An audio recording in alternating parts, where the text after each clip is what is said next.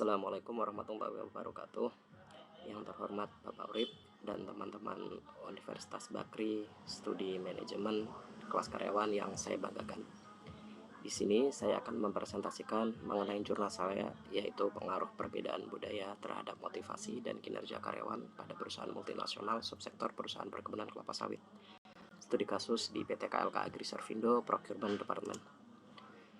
Abstrak penelitian secara singkat, yaitu perusahaan merupakan tempat seorang karyawan menghabiskan sebagian besar waktunya dalam kesehariannya dan hampir sepertiga waktu karyawan tersebut dihabiskan di tempat kerja. Lingkungan kerja yang baik akan membuat seorang karyawan merasa nyaman dan merasa tempat kerja itu sebagai rumah keduanya. Pada saat ini, perusahaan asing melakukan ekspansi bisnis di Indonesia dan dalam operasionalnya pasti melibatkan masyarakat Indonesia itu sendiri dan para ekspatriat. Perbedaan latar belakang budaya ini akan mempengaruhi motivasi dan kinerja para karyawan.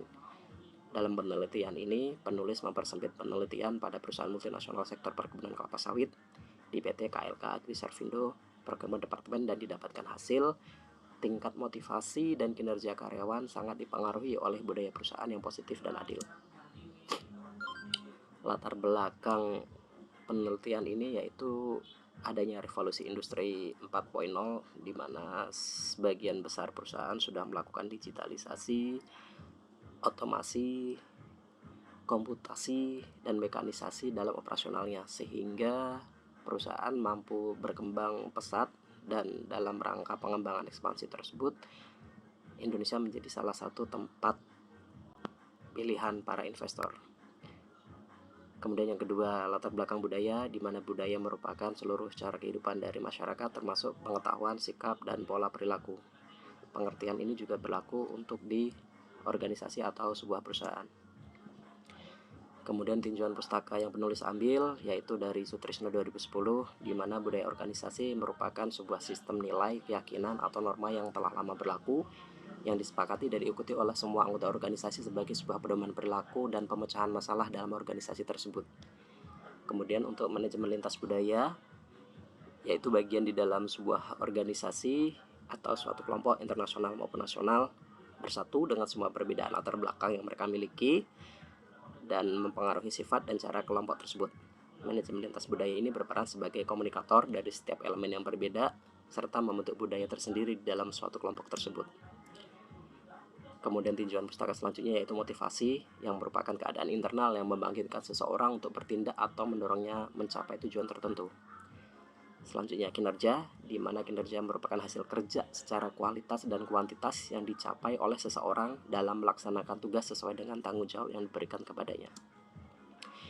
Metode penelitian yang penulis ambil yaitu penelitian studi literatur, di mana literatur yang penulis ambil dari jurnal, artikel ilmiah, dan buku yang terkait dengan topik yang dipilih. Kemudian teknik pengumpulan data yang ditempuh yaitu jenis penelitian. Penulis menentukan dulu jenis penelitian yang akan dilakukan, kemudian sifat penelitiannya yaitu memahami karakteristik yang penelitian yang relevan, kemudian diakhiri dengan teknik analisis data, di mana dari jurnal, artikel, dan buku tadi diolah dengan hasil yang didapatkan dari proses observasi. Dan berikut hasil dan pembahasan yang penulis dapatkan. Yang pertama yaitu poin budaya perusahaan terhadap organisasi multinasional. Budaya organisasi dalam sebuah perusahaan multinasional mengambil rujukan untuk menentukan sistem nilai, norma, dan praktek yang membentuk identitas suatu organisasi tersebut. Yang kedua yaitu cara komunikasi, nilai yang dianut, serta etika kerja yang diadopsi. Kemudian yang ketiga, dari analisis antropologi itu tercermin dari kebijakan, struktur organisasi, dan interaksi antar anggota dalam organisasi tersebut. Kemudian yang selanjutnya yaitu tantangan budaya dalam organisasi multinasional. Yang pertama jelas pasti keanekaragaman. Yang kedua adalah konflik nilai, di mana konflik nilai ini belum tentu sama antara budaya yang satu dengan yang lain. Kemudian yang ketiga yaitu komunikasi. Kemudian yang terakhir adalah adaptasi, di mana perusahaan atau organisasi harus mampu beradaptasi di tempat dia melakukan operasionalnya. Selanjutnya yaitu manajemen budaya dalam organisasi multinasional. Yang satu sensitivitas budaya, kemudian pelatihan dan pengembangan. Yang ketiga kebijakan inklusif, dan yang terakhir adalah pemimpin peran. Kemudian hasil selanjutnya yaitu mengenai motivasi dan kinerja karyawan. Motivasi tersendiri dibagi menjadi 4 poin. Yang pertama adalah motivasi ekstrinsik, di mana motivasi itu timbul dari adanya hadiah, promosi, atau penghargaan dari perusahaan atau organisasi. Yang kedua yaitu motivasi intrinsik. Di sini adalah rasa ingin tahu individu tersebut mengenai mungkin suatu masalah yang coba dia pecahkan. Kemudian yang ketiga yaitu motivasi introjeksi. Ini lebih ke tekanan internal. Misalkan kita dikejar deadline sehingga kita ada motivasi untuk menyelesaikan deadline tersebut sebelum kita kena teguran misalnya. Kemudian yang terakhir yaitu motivasi yang teridentifikasi. Ini yang jelas ya kalau di PT KLK Agri Servindo misalnya, yaitu dengan ketentuan apabila seorang karyawan terlambat atau tidak melakukan absensi, maka akan ada pemotongan tunjangan transportasi dan uang makan. Dan berikut kesimpulan yang bisa diambil. Penelitian ini mengkonfirmasi bahwa tingkat motivasi dan kinerja karyawan sangat dipengaruhi oleh budaya perusahaan. Perbedaan latar belakang budaya bisa diantisipasi dengan komunikasi yang baik antar perusahaan dan dengan karyawan, serta sesama karyawan itu sendiri.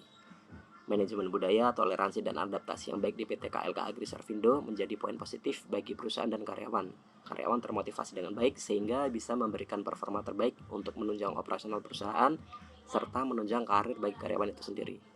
Oleh karena itu, budaya perusahaan menjadi salah satu kunci dalam perkembangan bisnis dalam bersaing di era revolusi industri 4.0. Demikian presentasi yang bisa saya sampaikan.